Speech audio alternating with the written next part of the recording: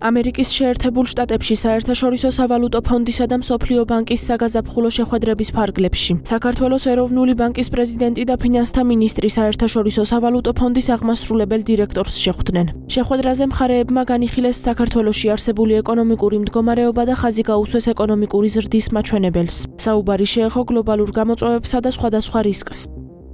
შევხვდით აღმასრულებელ დირექტორს და ალტერნატიულ დირექტორს, ვესაუბრეთ საქართველოში არსებულ მაკროეკონომიკურ მდგომარეობაზე, სამომავლო თანამშრომლობაზე და ასევე შემდგომ მისიაზე, რომელიც ჩამოვა საქართველოში უახლოეს პერიოდში და გვექნება უფრო საგნობრივი დისკუსია შემდგომი თანამშრომლობის ძირითადი პარამეტრების თაობაზე.